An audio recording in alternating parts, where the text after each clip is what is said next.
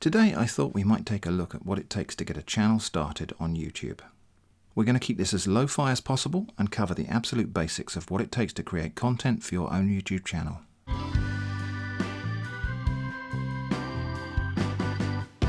Now, it's been said by people smarter than me that perfect is the enemy of good, and that's completely true here. If you're waiting until you have the perfect camera, the perfect editing setup, or the perfect filming location for your channel, you may end up just waiting forever. So the key focus of today's video is going to be, use what you have and start now. Before you start, expectations. It takes time and effort to build a YouTube channel. I do believe almost anyone can do it, but it goes beyond simply uploading a couple of videos and just sitting back to watch it all take off. In order to get into the partner program, you need 1,000 subscribers and 4,000 hours of public watch time in a 12-month period. That's not something that's just going to happen overnight, but also it's not something you should worry about straight away either. You just need to focus on making the content at first, because there's no point trying to attract subscribers to a channel that contains nothing for them to watch. So get on with making the content. Unless you're going to make computer animation or read stories, you'll need a camera. Something really basic will do. Okay, maybe not quite that basic, but just something that can shoot video. Ideally 720p or higher, but use what you have. A compact camera, a phone, even a webcam. For this exercise I'm going to use a budget smartphone, the Honor 8S, which can actually shoot video in 1080p. You'll probably need something to keep the camera steady. This could be a cheap or second-hand tripod, or a selfie stick taped to a chair. I'm going to use this little clamp arm that I bought from Amazon for about £12. Because it's really versatile, it can be clamped to a chair, a cupboard door in the kitchen, a tree branch in the woods, or a railing in the park. It's repositionable, but once you tighten that little handle, it's rock solid. You're going to need some ideas for content to make. And if you're going to upload regularly, it probably needs to be an idea that turns into a series. Product reviews, food tastings, craft makes, and travel vlogs are all examples of idea themes that naturally create a series.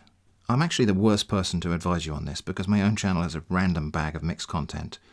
Most people who start a successful channel do it by focusing on a fairly narrow genre or type of content. For today's example, we're going to focus on a sort of handy tips style of video. Think about how you will present your video. Will you face the camera? Will we only see your hands? Will you speak, or will you overlay music and captions? None of these are right or wrong, and maybe you can think of a new twist on presentation style that will set you apart from the crowd. It's often a good idea to have something that's consistent across all of your videos. This could be just a combination of your logo, graphics, and music, or you could include a visual element inside the video itself. So, Ashens has got his brown sofa, Tom Scott has his red shirt, this old Tony has his welding table, Numberphile uses brown parcel paper a lot. For today's example, we're going to use this lovely tablecloth with a Nordic-inspired design where acorns and strawberries grow on the same vine. Think about how you'll structure your video. The most common format is to sandwich the actual content between a short introduction at the start and a little channel summary at the end. This is a very successful template, so we're just going to run with it. Good light is really important, especially with a cheaper camera, so make use of natural daylight if you can, because it's free. I'm just going to shoot my video right here on the end of the dining room table. It does mean that I have to ask other people to keep quiet, or I have to plan around them. So it's best to discuss or plan these things in advance. You won't get everything right the first time, so relax, and if you make a mistake, just take a breath and go again. Will you be quiet? No. Stop it. Lie down. Lie down. Be quiet. Quiet. No. Shh. No. Shh. Yeah, that's a good girl. Good girl. That's it. No. Up.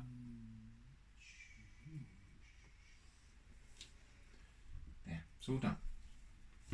So that was tips you never. Don't be put off because you've seen channels where the presentation seems perfect and flawless. These folks made mistakes, guaranteed. Everyone does. They just edited out their bloopers. Speak clearly. Try to imagine you're talking to a person you know and trust, and who only wants to listen to you without ever interrupting. I normally use the free version of DaVinci Resolve, which is really good, but it needs a fairly high-spec computer to run on. So for today's exercise, I'm going to use a different free video editor called OpenShot, which I'll link in the video description. It works in the same way most video editing software works. There's a place for your clips, there's a layered timeline, and there's a preview window. It's simple, but everything you learn here won't be wasted if and when you move up to something more serious. You just drag in your clips and images, arrange them on the timeline. You can cut and split them, and in general, anything that's higher up the layer stack will show instead of or over the top of things directly below. Edit for a video that makes you feel comfortable when you watch it. For a tutorial type video, we need to keep things quite tight and snappy, but that doesn't fit for all content types. For example, if you were making a video on meditation techniques, pauses and a generally slower pace would probably be quite appropriate. When you upload your video to YouTube, don't publish it straight away. Upload as a private video, then take some time to work on the title and description, to add relevant and meaningful video tags, cards and end screens. Watch the video in full to make sure the YouTube compression hasn't broken it. And when you're sure it's complete, publish it. You'll also need to set up your channel homepage, including playlists. I'll just link to some helpful guides other people have made on that topic. So, you've uploaded your first few videos, but nobody is watching them. That's all completely normal, and now comes the hardest part, which is getting noticed. I'm not going to go into huge detail here because building a channel is a massive topic and other people are better at this than me. But here's my simple list of do's and don'ts for getting a channel started and making it something you can build on. Do. Keep making content. Put something of yourself into your videos. Don't just make your videos about the thing you're looking at. Make them about your views, your ideas, your feelings, your thoughts on the things that you're looking at. Because by doing so, you instantly add something unique to the content. Now, it's true that people may not like the way you do that, but the fact is they will feel something. You're engaging with the audience in a different way. And if you get it right, for every person who doesn't like it, there'll be 10 who do. So add something of yourself to your content. Keep making content.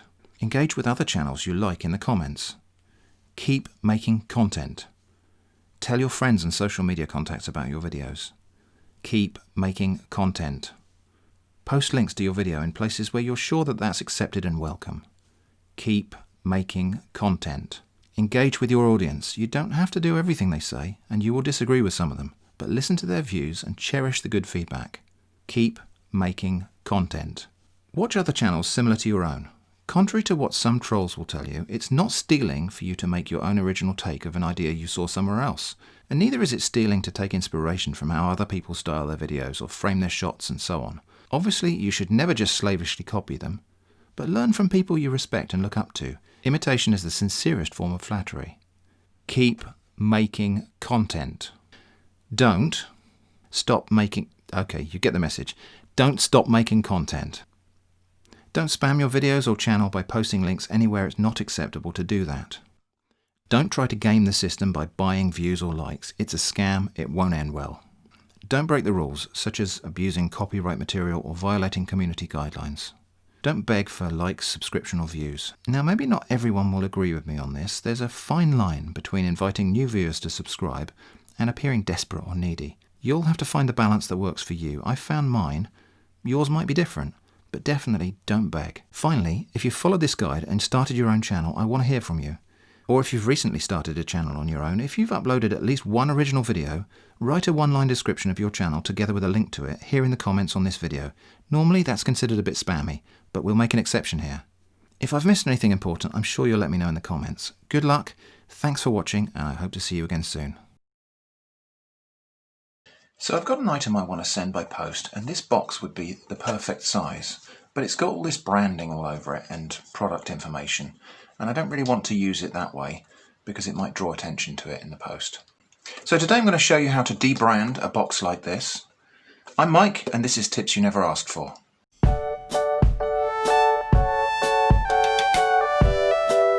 So many consumer electronics products that come in boxes that are held together purely by folding can be debranded by turning them inside out, and I'm going to show you how to do that today. It really is just as simple as taking the box completely apart and opening it out flat like this, and then reversing all of the folds. So we're just going to fold these bits inwards and flip those bits over there, like so. And the same on the lid. And there we go, completely debranded box. So that's how you can very easily debrand a cardboard box. If you like that, please let me know in the comments. If you'd like to see more tips you'd never asked for, please subscribe. Thanks for watching, and I'll see you next time.